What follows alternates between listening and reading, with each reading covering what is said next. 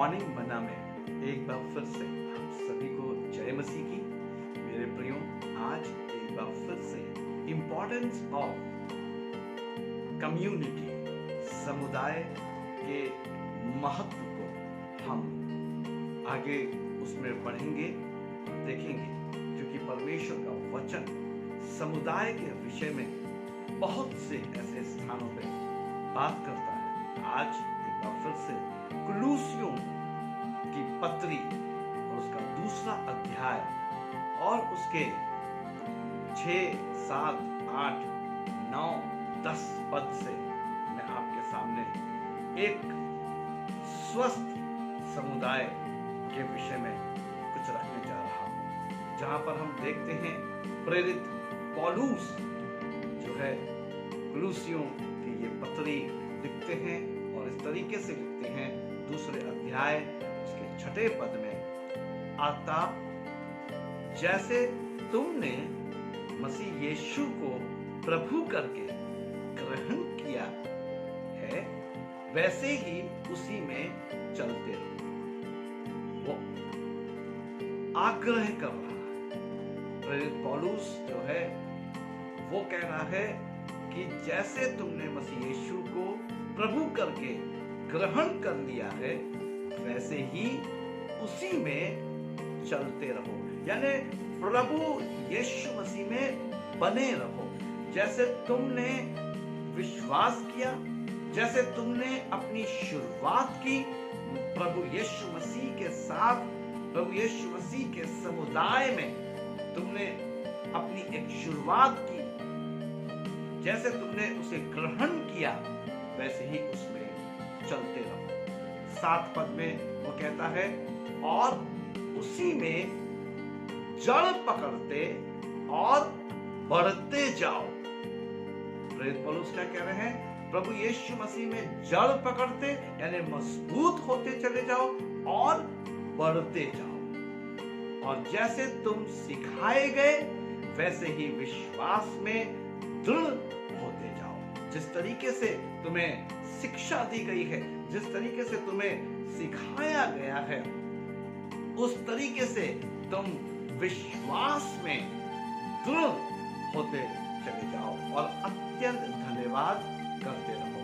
हर स्थिति, हर परिस्थितियों में परमेश्वर का धन्यवाद करो। 8वां पद कहता है, चौकस रहो, कोई तुम्हें उस तत्व ज्ञान और व्यर्थ धोखे के द्वारा आहेर न कर ले। यानी कि कोई भी तुम्हें दुनियावी, जो दुनियावी सिस्टम है या दुनियावी जो चीजें हैं, उसमें कोई तुम्हें जो है आहेर न कर ले। कोई तुम्हें इस संसार के तत्व ज्ञान से तुम्हें धोखा ना दे। तुम जिस प्रकार मसीह और मसीह के समुदाय में अपने आप को जोड़े हुए हो, और जिस प्रकार मसीह के समुदाय में जुड़ने के बाद तुम्हें शिक्षा मिली है, तुम उस शिक्षा में बने रहो, जड़ पकड़े रहो, विश्वास में स्थिर और दृढ़ रहो, और अत्यंत धन्यवाद दो, चाहे परिस्थिति कैसी भी क्यों ना हो। और चौकस रहो, सचेत रहो कि कोई भी तुम्हें दूसरा ज्ञान या दूसरी शिक्षा लाकर तुम्हें भ्रमित न कर दे, जो मनुष्यों की परंपराओं और संसार की आदि शिक्षा के अनुसार तो है। अब देखिए वो क्या कहता है, मनुष्यों की परंपराओं। नहीं मेरे प्रियो, हमें हम जो मसीह के समुदाय हैं, हम जो मसीह के समुदाय के हिस्सा हैं, हम जिस समुदाय में हैं उस समुदाय में मसीह है और मसीह उसका हिस्सा है और हम उसके हिस्सा हैं। यानी हम मसीह में हैं और मसीह हम में है।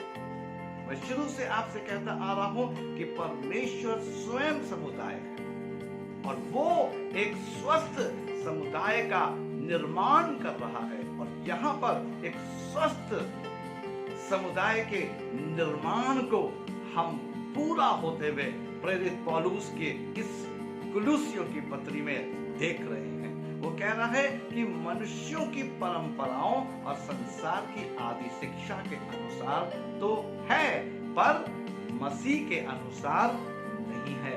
इसलिए मेरे प्रियो, हमें इस बात में सचेत होने की, चौकस होने की आवश्यकता है कि हम ये समझ सके कि हम मसीह यीशु के स्वस्थ समुदाय के हिस्सा हैं या संसार के, जो कि संसार में मनुष्यों की परंपरा और संसार की आदि शिक्षा के अनुसार तो है, पर मसीह के अनुसार नहीं है। हमें आवश्यकता है कि मसीह के अनुसार शिक्षा हो और मसीह के अनुसार जीवन जीने की शैली हो।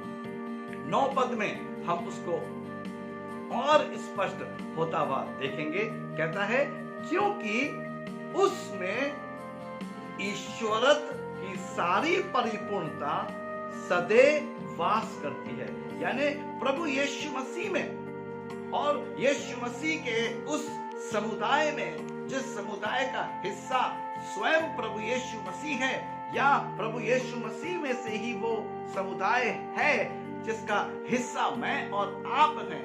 और वो क्या कहता है, क्योंकि उसमें ईश्वरत्व की सारी परिपूर्णता सदैव वास करती है। वो समाज, वो समुदाय, जिस समुदाय को प्रभु यीशु मसीह निर्माण कर रहे हैं, उसमें प्रभु यीशु मसीह की का ईश्वरत्व परिपूर्णता सदैव वास करता है। और 10वां पद कह रहा है, और तुम उसी में भरपूर हो गए हो, जो सारी प्रधानता और अधिकार का शिरोमणि है। हालेलुया। जो तुम उसी में भरपूर हो गए हो, जो सारी प्रधानता और अधिकार का शिरोमणि, अधिकारियों का शिरोमणि है। प्रभु यीशु मसीह जो है वो सारी प्रधानताओं के ऊपर एक शिरोमणि है, और वह उस समुदाय का हिस्सा मैं और आप हैं। साथ ही साथ मेरे प्रियो, मैं कुलुसियों की पत्री उसका 3रा अध्याय और उसके 13 पद से एक बात और आपके सामने रखकर स्पष्ट करना चाहता हूं। यदि किसी को किसी पर दोष देने को कोई कारण हो तो एक दूसरे की सह लो।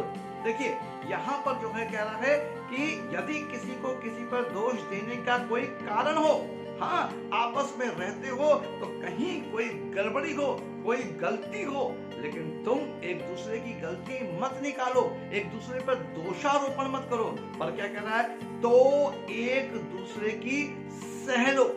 चलो भाई गलती हो गई, माफ कर दो। क्षमा करने वाला हृदय उस प्रभु यीशु मसीह के समुदाय की बात कर रहा है, और उस समुदाय का मैं और आप हिस्सा हैं। और वो कहता है, और एक दूसरे के अपराध क्षमा करो, जैसे प्रभु ने तुम्हारे अपराध क्षमा किए वैसे ही तुम भी करो। तुम भी एक दूसरे के पाप क्षमा करो। ऐसा समुदाय का गठन प्रभु यीशु मसीह कर रहा है, और यही वो समुदाय है जिसके हिस्सा मुझको और आपको होने की आवश्यकता है। यदि अभी भी मैं और आप इस समुदाय के हिस्सा नहीं हैं, तो मौका है मेरे प्रियो कि हम और अधिक शिक्षा में बढ़ें और सीखें और समझें कि परमेश्वर का, प्रभु यीशु का जो समुदाय है वो क्या है, और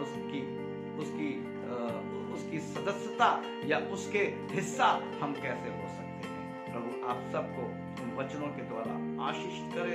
आइए हम प्रार्थना करें। सर्वशक्तिमान, दयालु, अति करुणामय, धन्यवाद के साथ पिता आपके करीब आता हूं। धन्यवाद करता हूँ कुलुसियों की पत्री के लिए, धन्यवाद करता हूँ प्रेरित पौलुस के जीवन के लिए। पिता बहुत ही सरल तरीके से, बड़ी नम्रता और बड़ी दीनता के साथ प्रभु जी पौलुस प्रेरित लिखते हैं कि परमेश्वर के उस समुदाय का हिस्सा हो जाओ, जहां पर यदि तुम्हारे मन में किसी के प्रति दोष हो तो भी तुम दोष मत देना, परंतु एक दूसरे को क्षमा करना, एक दूसरे से प्रेम करना, एक दूसरे के अपराध को ढांप लेना।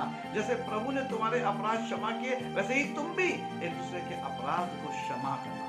प्रभु मैं धन्यवाद करता हूँ परमेश्वर पिता इस समुदाय के लिए, जिस समुदाय में प्रभु एक दूसरे से प्रेम हो, एक दूसरे के प्रति इज्जत हो, एक दूसरे के प्रति प्रभु जी उठाने वाला जीवन होने पाए। सो प्रभु हम सबको प्रभु ऐसा ज्ञान दें, ऐसी बुद्धि दें कि परमेश्वर पिता हम संसारिक ना होने के बजाय आत्मिक होने पाए और आपके उस समुदाय का हिस्सा होने पाए जो स्वस्थ समुदाय है। प्रभु यीशु मसीह के नाम में आमीन।